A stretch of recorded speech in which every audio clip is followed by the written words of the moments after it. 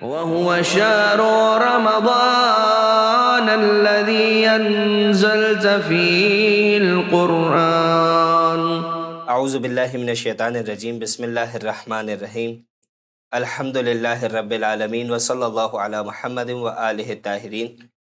تمام سامعین و ناظرین کی خدمت میں السلام علیکم۔ ماہ رمضان المبارک کے استقبال کے حوالے سے آج ایک خصوصی پروگرام آپ کی خدمت میں پیش کیا جا رہا ہے، اور اس پروگرام کو پیش کرنے کا مقصد بھی یہی تاکہ ماہ رمضان المبارک کی آمد سے پہلے ہم اس مہینے کی فضیلت سے باخبر ہو جائے، تاکہ اس مہینے کے زیادہ سے زیادہ فیوز و برکات حاصل کر سکے۔ اور اسی موضوع پر گفتگو کرنے کے لیے آج ہمارے درمیان موجود ہے حجت الاسلام والمسلمین مولانا سید ناصر رضا نقوی صاحب۔ ہم انہیں اپنے اس پروگرام میں خوش آمدید کہتے ہیں۔ قبلہ السلام علیکم، کیسے مزاج ہیں آپ کے؟ وعلیکم السلام، الحمدللہ، شکریہ۔ اگر اجازت ہے تو پروگرام شروع کریں۔ اگر سب سے پہلے ہم یہ جاننا چاہیں گے کہ باقی مہینوں کے مقابلے میں ماہ رمضان المبارک کو کیا امتیاز حاصل ہے؟ بسم اللہ الرحمن الرحیم۔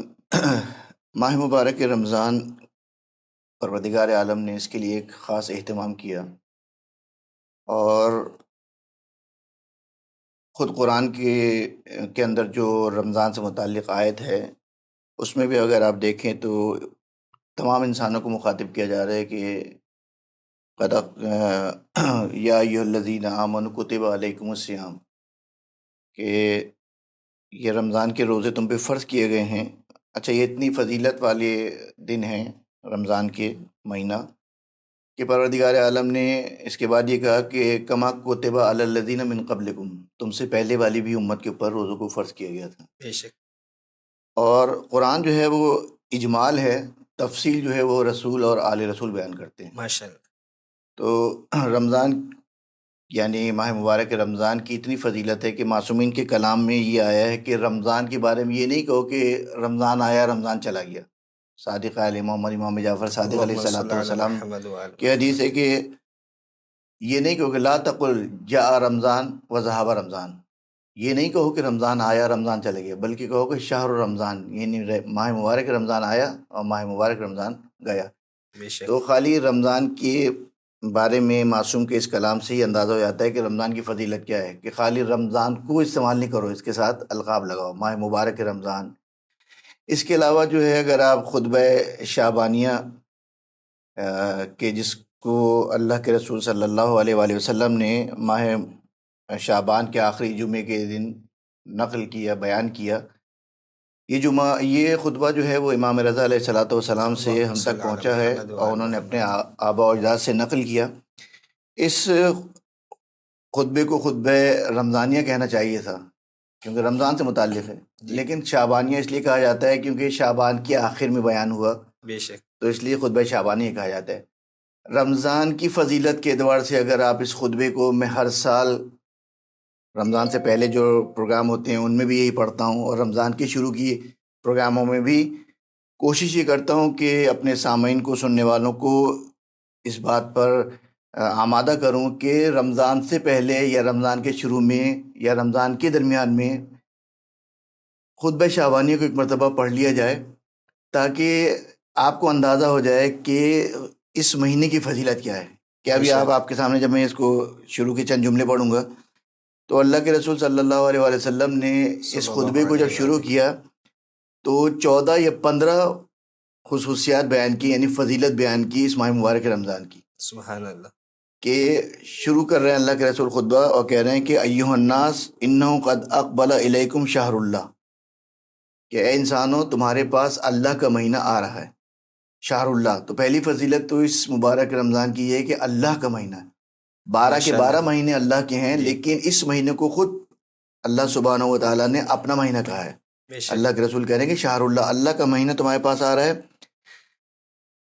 پہلی فضیلت۔ دوسری فضیلت یہ کہ بالبرکت والرحمت والمغفرہ، یعنی برکت کے ساتھ آ رہا ہے، رحمت کے ساتھ آ رہا ہے، مغفرت کے ساتھ آ رہا ہے۔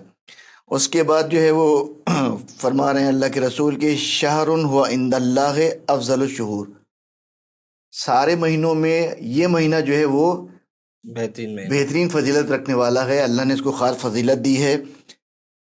خالی مہینہ فضیلت والا نہیں ہے، ایام افضل الایام، اس کے دن جو ہیں وہ باقی مہینوں کے دنوں سے زیادہ افضل ہیں، وہ لیالی، اس کی راتیں تمام راتوں سے افضل ہیں، اس کے گھنٹے وہ تمام گھنٹوں سے افضل ہیں۔ اس کے بعد اللہ کے رسول اور فضیلت بیان کرتے ہیں کہ ہوا دعیتم فیہ الی ضیافت اللہ، اس مہینے میں اللہ تم کو دعوت دے رہا ہے۔ بے شک، یعنی اس مہینے کی آپ فضیلت دیکھیں کہ اس مہینے اللہ اپنے بندے کو خود دعوت پہ بلا رہا ہے۔ اس مہینے اللہ آپ کا میزبان ہے اور ہم سب اس کے مہمان ہیں۔ وہ کس لیے بلا رہا ہے؟ الی ضیافت اللہ، بے شک، اپنے گناہ گار بندوں کو اللہ اپنا مہمان بنا رہا ہے۔ اور اس مہینے میں وجعلتم فیہ من اہل کرامت اللہ، اور اس مہینے جو ہے وہ خدا جو ہے وہ اہل کرامت میں سے جو ہے وہ قرار دیتا ہے۔ بے شک، اس مہینے کی فضیلت کو میں اور آپ کیا بیان کریں گے؟ وہی محمد والے محمد ہی بیان کر سکتے ہیں کہ اللہ کے رسول کہہ رہے ہیں کہ فضیلت دیکھیں آپ ماہ مبارک رمضان کی، کہ اجر و ثواب جو ہے وہ عمل پہ ملتا ہے۔ میں نماز پڑھ رہا ہوں تو نماز کا ثواب ملے گا، میں حج کر رہا ہوں تو مجھے حج کا ثواب ملے گا، میں احرام پہن کے بیٹھ جاؤں تو مجھے حج کا ثواب نہیں ملے گا، میں مصلی پہ جا کے بیٹھ جاؤں تو مجھے حج کا ثواب نہیں ملے بے گا۔ شک، لیکن رمضان کی اتنی فضیلت ہے کہ جو بھی آپ کے سامنے میں نے بیان کیا اللہ کے رسول کی زبان سے، اب اور آگے چیزیں جو اللہ کے رسول بیان کر رہے ہیں کہ آپ اس کی آپ فضیلت کا آپ اندازہ لگائیں کہ اس ماہ مبارک رمضان میں اگر کچھ بھی نہیں کر رہے ہیں تب بھی خدا جو ہے وہ ثواب دینے کو تیار ہے۔ اور اللہ کے رسول اسی بات کو بیان کر رہے ہیں کہ انفاسکم فیہ تسبیحون، باقی 11 مہینے آپ تسبیح لے کے بیٹھتے ہیں، تسبیح پڑھتے ہیں، آپ کو ثواب ملتا ہے۔ اس مہینے خالی سانس لینا جو ہے وہ تسبیح پڑھنے کے ثواب ہے۔ ماشاءاللہ، وَالنَّوْمُ فِيهِ عبادت، سونے پہ تو کوئی ثواب نہیں ہے نا، لیکن اس مہینے انسان روزہ رکھ کے اگر سو بھی جائے، سحری کھائی سو گیا، ظہر کی نماز پڑھی سو گیا، افطار کے وقت اٹھا، لیکن پھر بھی اس کو ثواب مل رہا ہے، اگرچہ یہ سو رہا ہے، اس نے کوئی عمل انجام نہیں دیا، لیکن سونے پہ بھی ثواب مل رہا ہے۔ اس مہینے کی فضیلت یہ ہے۔ اور اس مہینے کی ایک اور فضیلت یہ ہے کہ عملکم مقبول، کسی اور مہینے کے بارے میں یہ نہیں کہا کہ جو تم کر رہے ہو تمہارا عمل خدا کی بارگاہ میں قابل قبول ہے۔ ذی الحج میں آپ نے حج کیا، کہیں آپ کو روایت میں ملا ہے کہ جو تم نے حج کیا تمہارا حج قابل قبول ہے؟ نہیں، تم نے جو صدقہ نکالا ہے صدقہ تمہارے خدا کی بارگاہ میں قبول ہوا؟ نہیں، اس مہینے کی فضیلت یہ ہے کہ اللہ کے رسول فرما رہے ہیں کہ عملکم فیہ مقبول، اس مہینے جو بھی عمل کرو گے نا وہ خدا کی بارگاہ میں قبول ہے۔ قبول ہو جائے گا۔ پورے 11 مہینے دعاؤں کرو، کسی دعا کے بارے میں نہیں اتھینٹک ہے کہ دعا تمہاری قبول ہو رہی ہے نہیں ہو رہی۔ اس مہینے کی فضیلت یہ ہے کہ دعاؤکم فیہ مستجاب، اس مہینے تمہاری دعائیں قبول ہوتی ہیں۔ تو یہ چند 14-15 فضیلتیں جو ہے وہ اللہ کے رسول کی زبان نے آپ کے سامنے بیان کیا کہ اس سے اندازہ ہو جانا چاہیے کہ یہ مہینہ کتنا فضیلت و برکت والا ہے کہ بعض کام ایسے ہیں کہ جس میں آپ کو کوئی زحمت نہیں ہے، مثلا سانس لے رہے ہیں، سانس تو ایک اختیاری نہیں ہے نا، سانس آ رہی ہے، ایک آ رہی ہے ایک جا رہی ہے، اس پہ بھی ثواب ہے۔ بے شک، عمل تو چھوڑیں، جو آپ قرآن پڑھ رہے ہیں نماز پڑھ رہے ہیں اس کے ثواب تو الگ ہے۔ اس مہینے کی فضیلت یہ ہے کہ جو اختیاری فعل نہیں ہے، جس پہ آپ کا اختیار نہیں ہے، مثلا سانس لینا، اس میں بھی ثواب ہے۔ سونا کے جو انسان کے جو ہے وہ اپنا ذاتی فعل ہے، کچھ بھی نہیں کر رہا، سوتے ہوئے نہ قرآن پڑھا ہے نہ نماز پڑھا ہے، لیکن رمضان کی فضیلت یہ ہے کہ سونے پہ بھی جو ہے وہ تم کو ثواب ملے گا۔ یعنی عام طور پہ جیسے کہا جاتا ہے کہ جو سوتا ہے وہ کھوتا ہے، ماہ رمضان میں جو سوتا ہے وہ بھی پاتا ہے۔ ہاں، یہ فضیلت ہے، برکت ہے اس مہینے کی۔ یعنی جاگنے والا بھی پائے گا، سونے والا بھی پائے گا۔ بے شک ایسے ہی ہے۔ اگر جیسے کہ آپ نے بھی فرمایا کہ اللہ کے رسول نے فرمایا تھا کہ ہوا شہر دعیتم فیہ الی ضیافت اللہ، کہ وہ مہینہ کہ جس میں اللہ کی مہمان نوازی کی طرف بلایا جاتا ہے۔ تو عام طور پہ دنیا میں ہم دیکھتے ہیں کہ کبھی انسان اگر کسی کا مہمان بن کے جاتا ہے تو جس میزبان کے پاس جا رہا ہوتا ہے اس کو کچھ پاس رکھتا ہے، کچھ ادب ہوتا ہے، کچھ لحاظ ہوتا ہے۔ تو جب انسان اللہ کی مہمان نوازی کی طرف جا رہا ہے، یعنی اللہ کا مہمان بن کے جا رہا ہے، تو یہاں پہ اس کا کیا طریقہ ہونا چاہیے اس طریقے سے مہمان بن کے جانے کا؟ یہ سوال آپ کا بہت اچھا ہے، اور اس پہ اس کا جواب جو ہے وہ علامہ مرحوم ذیشان حضرت جوادی صاحب نے ایک دفعہ ایک مجلس میں جو رمضان کے حوالے سے گفتگو کر رہے تھے وہ، تو اس میں انہوں نے بڑا اچھا جواب دیا، اسی چیز کی طرف اشارہ کیا کہ اس مہینے کی فضیلت یہ ہے کہ دعیتم فیہ الی ضیافت اللہ، اس مہینے میں اللہ نے تم کو دعوت دی ہے اور تم اللہ کے مہمان۔ بے شک، تو انہوں نے بڑی اچھی بات کہی اس پہ، خدا ان کی مغفرت کرے، ان کی قبر کو نور آل محمد سے منور کرے۔ بڑی خدمت کی انہوں نے دین آل محمد کی، کہ وہ فرماتے ہیں کہ جب انسان اپنے گھر میں رہتا ہے نا تو وہ اپنے حساب سے زندگی گزارتا ہے۔ بے شک، مثلا میں رات کے 12 بجے سوتا ہوں اور صبح 11 بجے اٹھتا ہوں، ٹھیک، میں اپنے گھر میں جو ہے وہ دوپہر کے کھانے میں یہ کھاتا ہوں اور رات کے کھانے میں یہ کھاتا ہوں، لیکن بے جب شک، میں کہیں مہمان بن کے جاتا ہوں، اب میں مہمان ہوں، اب میزبان جو ہے نا مجھے اس کے گھر کے قانون کو فالو کرنا ہے. بے شک، مثلا ان کے یہاں 10 بجے سب سو جاتے ہیں، میں اپنے گھر میں چاہے 12 بجے سوتا تھا، لیکن جس کے یہاں مہمان گیا ہوں اب اس کے حساب سے چلنا پڑے گا، مجھے 10 بے بجے شک، سونا ہے.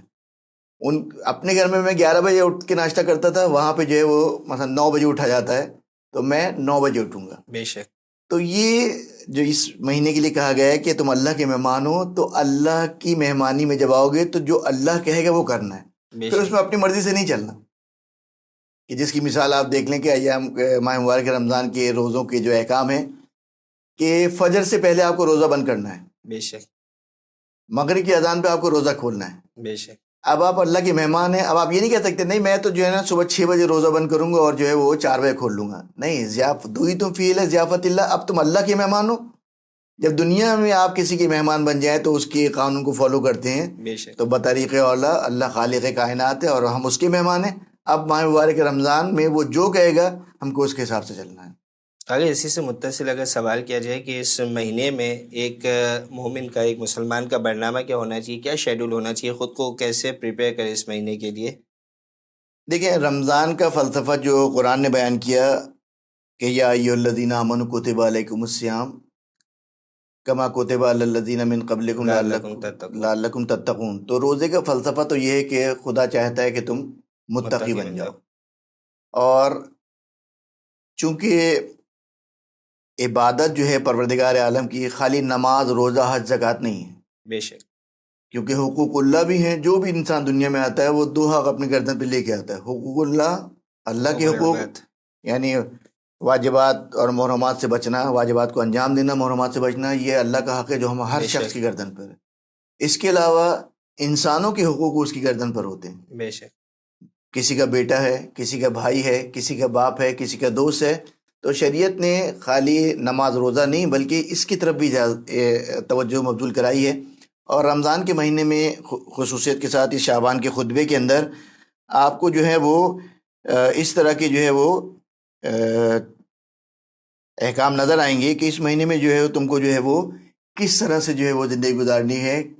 ابھی انشاءاللہ سوالوں کے درمیان بات آئے گی تو بیان ہوگا کہ خالی تقوی اختیار کرنے کا طریقہ یہ نہیں کہ تم خالی روزہ نماز کو انجام دے دو، بے شک. بلکہ حقوق اللہ کے ساتھ ساتھ حقوق الناس کو بھی انجام دو گے، تب تم جو ہے تقوی کی منزل پر پہنچو گے، کہ جو بھی خطبے میں انشاءاللہ آئے گا اور آپ کے سامنے بیان ہوگا. بہرحال آگے آپ نے جیسے یہ فرمایا کہ حقوق العباد بھی انجام دینا ہے. اب ماہ رمضان المبارک میں ہمیں 2 طرح کی متضاد شخصیتیں نظر آتی ہے. بلکہ ایک ہی انسان کے اندر مختلف پہلو نظر آتے ہیں. کبھی حقوق العباد اس طریقے سے انجام دیتا ہے کہ کبھی راشن بھی بانٹ رہا ہے، یہ چیزیں بھی کر رہا ہے، اور حقوق العباد کی پامالی اس انداز میں ہوتی ہوئی نظر آتی کہ ذرا سے کسی نے کچھ کہہ دیا تو فوراً سے، جیسے معاشرے میں ہم دیکھیں تو جس طریقے کے جھگڑے ماہ رمضان میں نظر آتے ہیں ایسے پورا سال نظر نہیں آتے. تو اس کی کیا وجہ ہو سکتی ہے؟ دیکھیں، ماہ مبارک رمضان برکت کا مہینہ ہے، اور اس مہینے میں جو ہے وہ اجر و ثواب بڑھ جاتا ہے. اور یہ مہینہ جو ہے وہ اصل میں تربیت کا مہینہ ہے. جیسے دنیا میں آپ دیکھیں نا کہ ورک شاپ لگتے ہیں 3 دن کا، 10 بے دن کا، شک، 15 دن کا. تو یہ جو ہے وہ تقوی حاصل کرنے کا ورک شاپ ہے جو پروردگار عالم نے 29 یا 30 دن پہ مشتمل رکھا ہے. اب اس کے اندر جو ہے وہ حقوق اللہ کو بھی انجام دینا ہے اور حقوق العباد کو بھی انجام دینا بے ہے. شک، اسی لیے ابھی آپ خطبے کے اندر آپ دیکھیں گے، اسی لیے جو ہے وہ اس خطبے کے اندر جو اللہ کے رسول نے بیان کیا ہے، بیلنس کے ساتھ چلنا ہے. معاشرے میں ہر فیلڈ کے اندر افراط و تفریط ہے. بے شک، جب ہم دیندار بنتے ہیں تو بعض دیندار ایسے بن جاتے ہیں کہ وہ صرف اور صرف نماز روزہ انجام دیتے ہیں، باقی اخلاقیات سے ان کا کوئی تعلق نہیں ہوتا. بے شک، بعض ایسے دیندار ہو جاتے ہیں کہ وہ لوگوں کے حقوق تو ادا کر رہے ہوتے ہیں، مثلا راشن بانٹ رہے ہیں، مثلا نیک کام انجام دے رہے ہیں، لیکن گھر کے اندر مزاج کچھ اور ہے. بے شک، تو رمضان کا مہینہ ہے ہی اسی لیے کہ حقوق اللہ کو بھی انجام دینے کا طریقہ سیکھو، یہ ورک شاپ ہے، اور حقوق العباد کو بھی انجام دینے کا طریقہ سیکھو بیلنس کے ساتھ. نہ وہاں پہ افراط تفریط ہو، نہ یہاں پہ افراط تفریط ہو، بے شک. بیلنس کے ساتھ چلو گے تو جو ہے وہ جو ائمہ معصومین علیہ السلام نے طریقہ بتایا، پھر پہنچو گے اللہ کی مَعَ تقرب پر. مَنِ اکْتَسَبَ. اگر یہاں پہ ایک بات جو ذہن میں آ رہی ہے کہ کچھ چیزیں ایسی ہوتی ہیں کہ ایک کا نام لو تو دوسری خود بخود ذہن میں آ جاتی. اب ہمارے معاشرے میں ایسا ہے اور خود روایتیں بھی کہتی ہے اس حوالے سے، اور کہ جب بھی ماہ رمضان کا نام لیا جاتا ہے یا ماہ رمضان کی آمد ہوتی ہے تو انسان قرآن مجید کی تلاوت کے پہلے سے آمادہ ہو جاتا ہے اور اس کا ثواب بھی ملتا ہے. تو آخر ماہ رمضان اور قرآن مجید کا ایسا کیا تعلق ہے کہ انسان خود بخود اس کی طرف مائل ہونے لگتا ہے اور اس کی تلاوت بھی کرتا ہے؟ دیکھیں خود جو قرآن نے ارشاد فرمایا کہ شہر رمضان الذی انزل فیہ القرآن، کہ رمضان کا مہینہ وہ ہے کہ جس میں قرآن کو نازل کیا گیا. تو ایک تو یہ وجہ ہے کہ لوگ جو ہیں وہ چونکہ رمضان کا مہینہ ہے اس میں عبادت کا شوق ویسے ہی زیادہ ہو جاتا ہے، کیونکہ ایک دفعہ عبادت ہوتی ہے، انسان گھر میں نماز پڑھ رہا ہے، مسجد میں نماز پڑھ رہا ہے، لیکن ایک رمضان کا مہینہ جو آتا ہے یہ پورا مہینہ ایسا ہوتا ہے کہ گھر کے اندر گھر کے باہر عبادت کا ماحول ہوتا ہے. تو بے شک. جس چیز کا ماحول ہو ہر طرف وہ انسان خود بخود اسی طرف مائل ہوتا ہے. تو رمضان مبارک کا مہینہ تو ویسے ہی عبادت کا مہینہ ہے، اور اس مہینے قرآن نازل ہوا ہے تو بے شک. انسان ویسے ہی زیادہ مرغوب ہو جاتا ہے قرآن کی طرف. اور دوسری یہ کہ اہل بیت کے ماننے والوں کے پاس ان کے ہادیان کی طرف سے اتنی روایتیں ہیں رمضان اور قرآن سے متعلق کہ جب انسان اس کو پڑھتا ہے، اور اہل بیت کا ماننے والا تو ویسے ہی جب اہل بیت کی زبان سے کوئی بات سنتا ہے تو وہ اور بھی زیادہ اس چیز سے راغب ہو جاتا ہے. جیسے پانچویں امام محمد باقر علیہ السلام کی حدیث ہے کہ لکل شیء ربیع القرآن شہر رمضان، ہر چیز کی بہار ہوتی ہے اور قرآن کی بہار جو ہے وہ رمضان کا مہینہ ہے. کہ پورے سال قرآن اگر نہیں بھی کھولا جاتا تو جو ہے وہ رمضان کے مبارک مہینے میں انسان رمضان کی وجہ سے قرآن کھولتا ہے، تلاوت کرتا ہے. اور چونکہ رمضان میں ہر چیز کا اجر و ثواب زیادہ ہے، بے شک. خود یہ خطبہ شعبانیہ میں اللہ کے رسول نے ارشاد فرمایا کہ اس مہینے جو ایک آیت پڑھتا ہے اس کو ایک قرآن کا ثواب ملتا ہے. بے شک. اب بنابر مشہور کہ قرآن کی 6666 آیتیں ہیں. بے شک.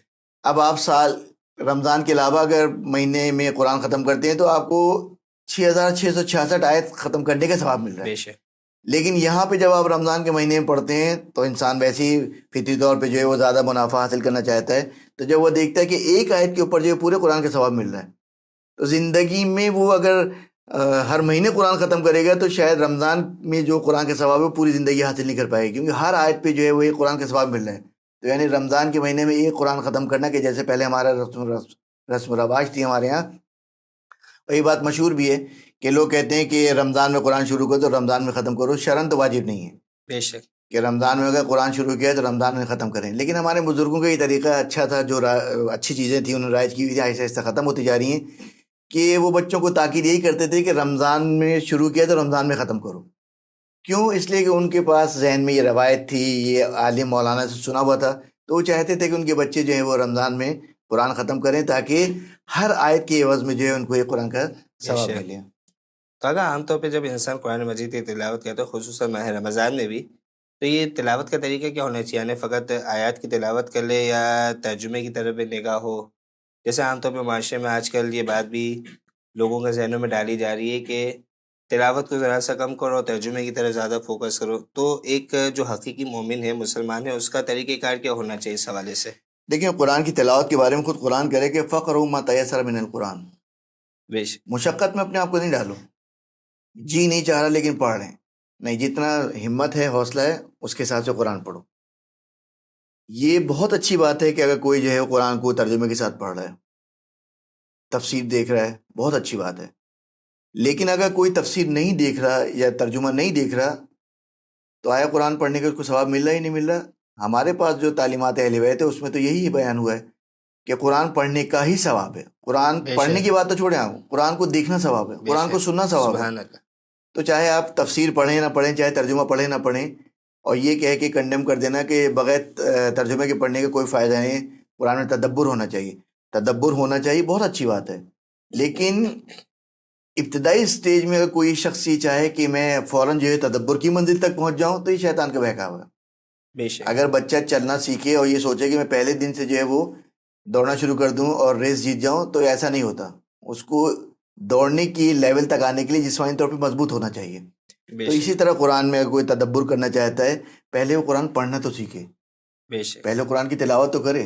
جب اس اسٹیج پہ اپنے آپ کو پہنچا دے پھر اس کے بعد ترجمہ شروع کرے، پھر اس کے بعد جو ہے وہ تفسیر دیکھنا شروع کرے.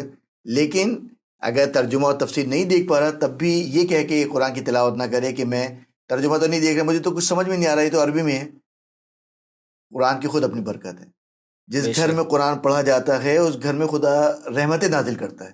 بے شک روایتوں میں ہمیں کہیں ہی نہیں ملا کہ جو بغیر سمجھے قرآن پڑھ رہا ہے اس کی جو ہے وہ قرأت پہ کوئی ثواب نہیں مل رہا. تو یہاں سے ہمیں پیغام یہی ملتا ہے تعلیمات اہل بیت کے حوالے سے کہ قرآن پڑھو، چاہے تمہیں ترجمہ سمجھ میں آ رہا ہے یا نہیں آ رہا، لیکن اگر ترجمے کے ساتھ پڑھے ہو، تفسیر کے ساتھ پڑھے تو بہت اچھی بات ہے. بے شک. ماشاء اللہ. اگر اب ذرا روزے کے حوالے سے بات کرتے ہیں، یہ جاننا چاہیں گے کہ روزے کا آخر مقصد کیا ہے، یا روزہ فقط انسان کا بھوکا پیاسا رہنا یہی چیز ہے، یا اس کے علاوہ کچھ اور ہے؟ دیکھیں قرآن نے خود روزے کی جو آیت میں فلسفہ بیان کیا وہ یہ ہے کہ لعلکم تتقون، بے شک. کہ قرآن یہ کہہ رہا ہے کہ روزہ رکھو تاکہ متقی تقوی کی بننا. منزل تک آ جاؤ. تو رمضان کا ہدف تو مقصد تو یہی ہے کہ اللہ اس مہینے میں، ایک مہینے کے اندر انسان کو یہ پریکٹس کرا رہا ہے، یہ آمادہ کر رہا ہے کہ اس مہینے عمل کرو تاکہ تم عادی ہو جاؤ، بے شک. تاکہ پورے مہینے اسی میں باقی رہو. تقویٰ کیسے حاصل ہو، اسی خطبے کے آخر میں امیر المومنین نے رسول خدا سے سوال کیا صلی اللہ علیہ وآلہ وسلم سے کہ ما افضل الاعمال فی ھذا الشہر، اس مہینے میں اللہ کے رسول سب سے بہترین اعمال کیا ہے؟ جبکہ اللہ کے رسول شروع میں ساری چیزیں بتا چکے ہیں بے شک. کہ اس مہینے میں جو ہے وہ بڑے چھوٹوں پہ رحم کریں، بے شک. غریب و مسکین کا خیال کرو، یہ کرو بے وہ شک. کرو، بہت ساری چیزیں بیان ہوئی ہیں. اس کے بعد اللہ کے رسول سے یہ سوال کرنا مولا کائنات کا معاذ اللہ عجیب سا نہیں ہے کہ اللہ کے رسول ساری چیزیں بیان کر چکے ہیں اور اس کے بعد مولا کائنات یہ سوال کر رہے ہیں. بے شک. تو خطبے کے اندر اللہ کے رسول نے جتنی بھی چیزیں بیان کی ہیں وہ پوری بیان تو نہیں کی ہیں، لیکن مولا کائنات کے سوال کے جواب میں جو اللہ کے رسول بیان کر رہے ہیں وہ ایک جامع اور کامل جواب ہے. کہ پوچھا کہ اے اللہ کے رسول اس مہینے میں سب سے بہترین اعمال کیا ہیں؟ تو اللہ کے رسول نے کیا کہا؟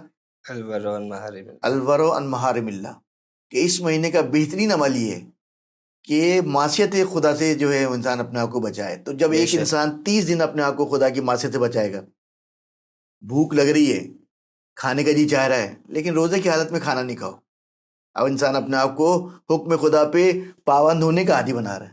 بے شک. تو یہ پورے مہینے کی پریکٹس جو ہے نا رمضان کے بعد بھی اس کو کام آئے گی. بے شک. کیا وہ کہیں گانے کی آواز آئے گی تو الورع عن محارم اللہ، اللہ بے کے شک. رسول نے کہا تھا کہ بہترین عمل یہ ہے کہ اپنے آپ کو گناہوں سے بچاؤ. تو رمضان میں پریکٹس کی، رمضان کے بعد وہ اس پہ گامزن ہو جائے گا کہ غیبت کرے گا تو سوچے گا، گانا سنے گا تو سوچے گا کہ یہ بے جائز شک. ہے یا جائز نہیں. تو یہ مہینہ جو ہے نا وہ تقوی حاصل کرنے کا مہینہ ہے آسان طریقے سے. اور اللہ کے رسول نے بتا دیا کہ محرمات پروردگار سے انسان جتنا بچے گا اتنا ہی جو ہے وہ تقوی کے قریب ہوگا. ماشاء اللہ. اگر یہ ذرا فرمائیے گا کہ اس مہینے میں اگر انسان روزہ دار کو افطار کراتا ہے تو اس کی فضیلت کیا اور کس حد تک تاکید کی گئی ہے اس افطار کے حوالے سے؟ دیکھیں اسی خطبہ شعبانیہ کے اندر اللہ کے رسول نے فرمایا کہ روزہ کھولنے کے بارے میں کہا گیا کہ روزہ کھولو تاکہ جو ہے وہ تمہیں کثرت سے ثواب ملے. تو کسی نے سوال کیا کہ اے اللہ کے رسول نے جب اجر و ثواب بیان کیا تو شخص نے کھڑے ہو کے پوچھا کہ ہر آدمی تو نہیں کر سکتا، بے شک. کہ جیسے آج کل آفتار کا طریقہ ہے، آفتار پارٹیاں ہوتی ہیں، کہ اللہ کے رسول نے کہا کہ روزہ کھلاؤ تاکہ اپنے آپ کو جو ہے وہ آگ سے محفوظ کر بے سکو. شک. صحیح. تو اب یہ اس زمانے میں جب یہ خطبہ ارشاد فرما رہے ہیں اللہ کے رسول، تو مسلمانوں کی تو بڑی بری حالت ہے، غربت ہے. بے شک. تو کسی نے کھڑے ہو کے سوال پوچھا کہ اللہ کے رسول ہر آدمی کے تو بس میں نہیں ہے اور وہ انجام نہیں دے گا تو پھر اپنے آپ کو جو ہے اس اجر سے کیسے مستفید ہوگا؟ تو اللہ کے رسول نے بہترین جواب دیا. ہمارے ماں باپ قربان ہو، ہماری جانیں قربان ہو محمد وآل محمد پر، کہ اگر انسان ان سے وابستہ رہے تو وہ خالی ہدایت نہیں کرتے، وہ طریقے بتاتے ہیں کہ تم کو اس کام تک پہنچنا کیسے ہے. بے شک. خالی ٹارگٹ نہیں بتاتے، ٹارگٹ اچیو کرنے کا طریقہ بیان کرتے ہیں. بے شک. تو شخص نے پوچھا کہ کیسے اس فضیلت کو حاصل کی جائے، ہر آدمی میں تو اتنی استطاعت نہیں ہے. تو اللہ کے رسول نے کہا کہ اگر کھجور کے ایک ٹکڑے سے بھی کسی کا روزہ کھلا دے گا تب بھی اس کو ہی ثواب ملے گا. سبحان اللہ. اس کے بعد اللہ کے رسول اور ادنا منزل پہ آئے کہ اگر کسی کی حیثیت یہ بھی نہیں ہے کہ کھجور کا ایک ٹکڑا اس کے گھر میں ہو اور وہ اس سے روزہ کھلا نہ سکے, پانی تو سب کے گھر میں ہوتا ہے. بے شک.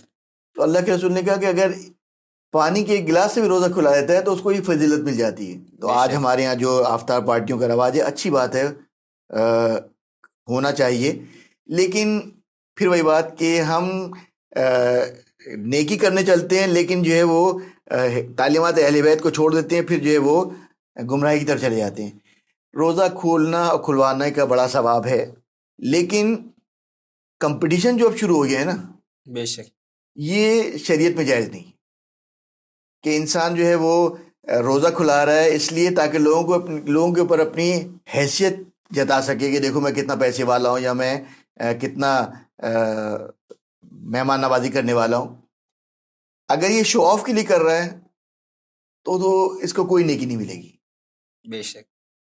لیکن اگر ایک آدمی ہے نارمل حیثیت کا ہے اور وہ کسی کو بلا رہا ہے, اسی لیے کہا گیا کہ بعض لوگ کی عادت ہوتی ہے کہ جب کسی کے مہمان میں جاتے ہیں تو ادھر در و دیوار دیکھ رہے ہیں اس کے گھر کیسا ہے, اس کے پردے کیسے ہیں, اس کے صوفے کیسے ہیں اور کھانا کیسا ہے, اور بعد میں نکلنے کے بعد جو ہے وہ اس کو بیان کرنا شروع کرتے ہیں کہ وہ ایسا تھا, کھانا ویسا تھا. روایتوں میں ہے کہ جب کسی گھر میں جاؤ تو آنکھیں بند اور جب باہر نکلو تو زبان بند. بے شک. یعنی جب جاؤ تو کسی کی در و دیوار کو نہیں دیکھو, پردے کیسے ہیں, صوفے کیسے ہیں, یہ آداب نہیں ہے. جب سامنے کوئی چیز آئی, اب گھر سے باہر نکلو تو یہ بیان نہیں کرو کہ اس کے کھانا خراب تھا, اس کی روٹی ایسی تھی. یہ آداب اہل بیت سکھا رہے ہیں. یہ چیز ہم کو رمضان میں زیادہ اس پہ عمل کرنا چاہیے کہ کسی کے افطار میں جاؤ, ایک صاحب حیثیت تھا, اس نے 5 ڈشیں رکھی, لیکن ایک آدمی صاحب حیثیت نہیں ہے, اس نے خالی جو ہے وہ 2-4 چیزیں رکھی ہیں. اب باہر نکل کے موازنہ نہیں کرو کل کہاں گئے تھے تو وہاں دیکھو کتنا انتظام تھا, اس نے کیا کیا. بے شک. توہین مومن حرام ہے. یعنی آپ باہر نکل کے آپ نے ایک ایسا کام کیا اس کے بارے میں کمنٹس دے کے کہ آپ الٹا گناہ گار ہو گئے اور اس کو تو اپنی نیکی کی ثواب ملا. تو ہم جو افطار کر رہے ہیں اس میں کرنے والے کی نیت میں صرف اور صرف رضائے خدا ہونی چاہیے, اور جانے والے کے لیے جو تعلیمات اہل بیت یہ کہ جاؤ تو نظریں جھکی ہونی چاہیے اور باہر نکلو تو زبان بند ہونی چاہیے. یعنی کسی کی خلوص پر جو ہے وہ تبصرے نہیں کرو کہ اس کی پھلکی خراب تھی تو اس کے دہی بڑے اچھے نہیں تھے, اس کے یہاں بریانی صحیح نہیں تھی. تو آداب یہ ہے کہ کثرت سے مہمان نوازی کریں, دعوتوں پہ بلائیں اور روزہ کھلوائیے, تاکہ جو اللہ کے رسول نے کہا کہ تمہاری پیٹھیں جو ہیں وہ لدی ہوئی ہیں, گناہوں سے بھری ہوئی ہیں, اس کو جھاڑو, اس کو کم کرو, اور اس کا طریقہ جو اللہ کے رسول نے بتایا ہے کہ روزہ کھلوایا جائے. باقی آگے ایک اور چیز جو ماہ رمضان کے حوالے سے مشہور ہے اور بہرحال خطبے کا بھی حصہ ہے کہ اس میں شیطان کو قید کر لیا جاتا ہے, اور عام طور پہ شبیہ سب یہ مذاق بھی کر رہے ہوتے ہیں کہ اب شیطان آزاد ہونے والا. تو یہ شیطان کے قید ہونے سے کیا مراد ہے؟ شیطان جب قید بھی ہے تو بھی ہم معاشرے میں جرائم بھی دیکھ رہے, گناہ بھی دیکھ رہے, دوسروں کے حق تلفی بھی دیکھ رہے, خدا کے حق تلفی بھی دیکھ رہے. تو یہ شیطان قید ہونے سے کیا مراد ہے؟ دیکھیں, رمضان کے مہینے میں شیطان کو بند کر کے پروردگار عالم نے انسان کو لاجواب کیا ہے, کیونکہ جب بھی کوئی انسان خطا کرتا ہے, غلطی کرتا ہے, کوئی گناہ کرتا ہے تو سارا بلیم ڈالتا ہے شیطان کے اوپر. بے شک. رات کو خود جو ہے وہ دیر تک جاگتے رہے اور صبح نماز میں آنکھ نہیں کھلی تو صبح اٹھ کے کہتے ہیں شیطان مردود نے جو ہے وہ نماز قضا کرا دی. بے شک. نوکری پہ گئے, جھوٹ بول کے کوئی فائدہ حاصل کیا, بعد میں آپ نے اس کو ٹوکا کہ بھائی آپ نے یہ جھوٹ کیوں بولا, جھوٹ بولنا حرام ہے, تو وہ یہی جواب دیتے شیطان مردود نے گمراہ کر دیا. بے شک. تو رمضان کے مہینے میں شیطان کو اللہ قید کر کے یہ بتا دیتا ہے کہ دیکھو رمضان میں جو تم گناہ کر رہے ہو نا, اب تو شیطان نہیں ہے نا, بے شک. اب تمہیں اندازہ ہو جانا چاہیے کتنے کام جو ہے شیطان تم سے کرواتا ہے اور کتنے کام تم خود کرتے ہو. بے شک. تو یہ مہینہ جو ہے یہ خود انسان کے لیے ہے کہ اپنے آپ کو جج کرے, تزکیہ نفس کرے کہ ہر چیز کی ذمہ داری شیطان پہ ڈال دینا یہ راہ فرار ہے. بلکہ عقل مند وہ ہے کہ جو دیکھے کہ شیطان تو بند ہے, باقی مہینے میں شیطان واقعی گمراہ کر رہا ہوتا ہے, لیکن اس میں تو شیطان بند ہے نا. اب خدا کے قریب پہنچنا بہت آسان ہے. بے شک. کیونکہ پہلے تو بہت ہرڈلس تھی نا, شیطان رکاوٹیں لگا دیتا تھا, شیطان جو ہے وسوسے ڈالتا تھا. اس مہینے تو شیطان بند ہے، بے شک تو تعلیمات اہل بیت پہ جب وہ عمل کرے گا تو انسان جلدی سے خدا کی طرف پہنچ جائے گا، اور یہ مہینہ بہترین جو ہے میزان بھی ہے کہ انسان خود اندازہ لگا سکے، اپنے آپ کو تول سکے کہ شیطان مجھے کتنا بہکاتا ہے اور کتنا میں خود بہکتا ہوں۔ بے شک۔ اگر یہ جس طریقے سے آپ نے فرمایا بھی اور روایت میں بھی ملتا ہے کہ جو بھی عمل انسان انجام دیتا ہے اس مہینے اس کی فضیلت بڑھ جاتی ہے، جیسے کہ آپ نے فرمایا تھا کہ قرآن کی ایک آیت کا ثواب پورے قرآن مجید جتنا ملتا ہے، سانس لینا تک عبادت، تو یہ ساری چیزیں، تو کیا اسی طریقے سے اس مہینے میں اگر انسان گناہ کرتا ہے، معصیت پروردگار بجا لاتا ہے، تو کیا وہ معصیت کا گناہ بھی زیادہ بڑھ جاتا ہے یا وہی رہتا ہے؟ یہ تو انڈرسٹوڈ ہے کہ جیسے رجب کے مہینے میں فضیلت زیادہ ہے، ثواب زیادہ ہے، شعبان کے مہینے میں ثواب زیادہ ہے، تو اسی طرح جو ہے وہ گناہ کا عذاب بھی زیادہ ہے، کیونکہ جب خدا جو ہے وہ ثواب بڑھا رہا ہے اور مہینے کی فضیلت زیادہ ہے اور اس کے ایام کی اہمیت بھی زیادہ ہے، تو معصیت پروردگار میں بھی اس کو جو ہے وہ اسی طرح ہی ہوگا کہ جس طرح وہ نیکی کرتا ہے تو اس مہینے اس کو عام مہینوں کی نسبت نیکی کا اجر زیادہ ہے، بے شک تو اسی طرح جو ہے وہ اگر اس مہینے میں انسان جو ہے روزے کی حالت میں جھوٹ بول رہا ہے یا کوئی فعل حرام انجام دے رہا ہے بے تو شک بہرحال اس کا گناہ بھی جو ہے وہ زیادہ ہوگا۔ بے شک۔ اگر یہ بتائیے گا کہ اس مہینے میں انسان ایسے کون سے کام کر سکتا ہے کہ جس سے مطلب زیادہ ثواب پا سکے یا زیادہ پروردگار کے نزدیک جا سکے یا اس مہینے کی زیادہ فضیلت ان کاموں کے ذریعے سے وہ حاصل کر سکے؟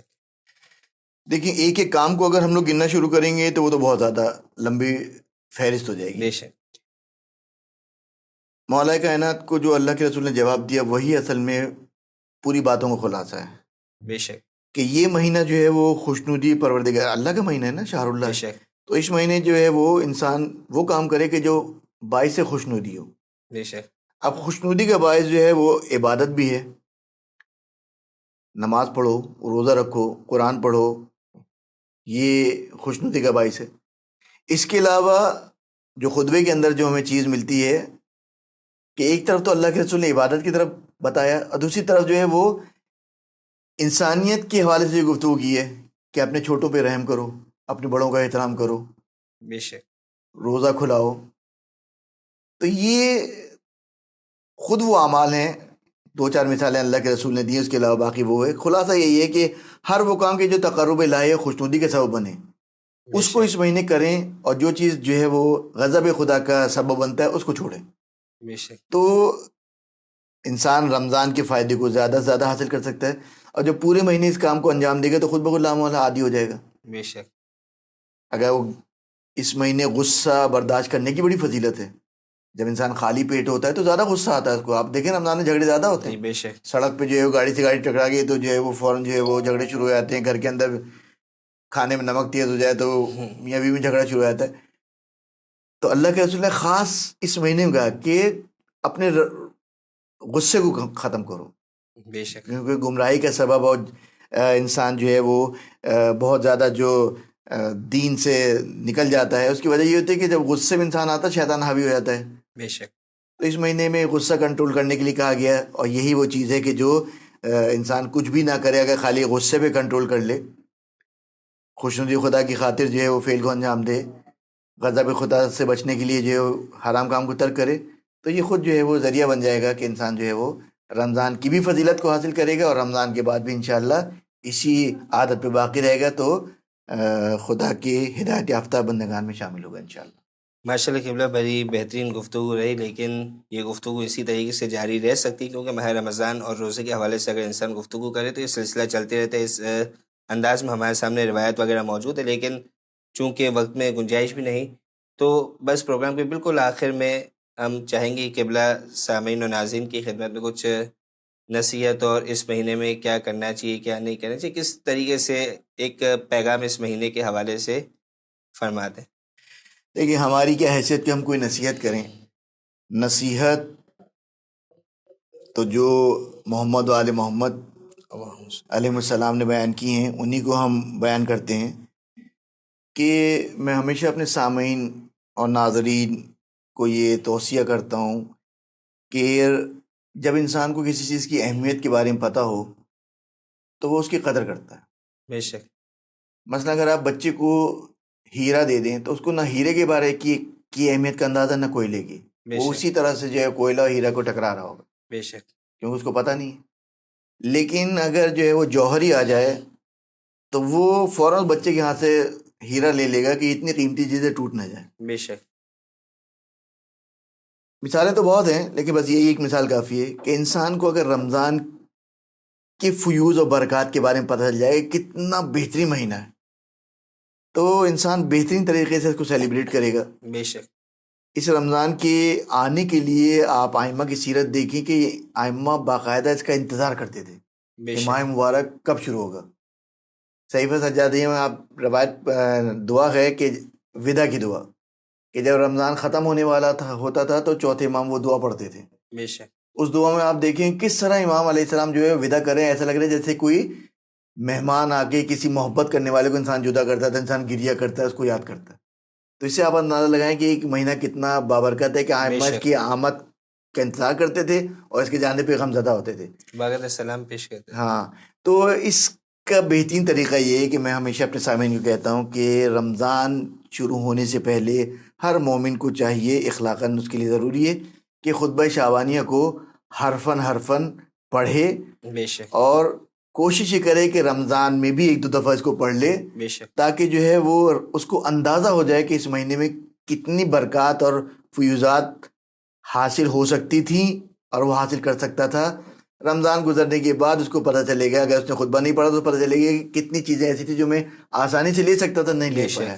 تو میری اپنی طرف سے تو کوئی نصیحت و وصیت نہیں ہے، ہم کیا، لیکن جو ہادی برحق محمد وآل محمد علیہ السلام نے ہمیں فرمایا اس کے حساب سے خطبہ شعبانیہ بہترین معرفت حاصل کرنے کا ذریعہ ہے کہ رمضان کی معرفت کو حاصل کرنا ہے تو خطبہ شعبانیہ کو جو ہے وہ بے شک رمضان سے پہلے انسان ایک دو دفعہ بلکہ اتنی دفعہ پڑھ لے کہ اس کو اس کے اندر بیان ہونے والی چیزیں جو ہے وہ حفظ ہو جائیں، تاکہ پورے رمضان جو ہے وہ بہترین طریقے سے اس کی برکت اور رحمت و مغفرت کو جو کہ اللہ کے رسول نے کہا انسان بہترین طریقے سے حاصل کر سکے۔ بے شک۔ آخر میں ہم قبلہ محترم سے اجازت لیتے ہیں اور ان کے متشکر و ممنون ہیں کہ انہوں نے ہمیں اپنے قیمتی وقت میں سے وقت عنایت کیا، اور آپ تمام سامعین و ناظرین سے اجازت لیتے ہیں۔ والسلام علیکم ورحمۃ اللہ وبرکاتہ۔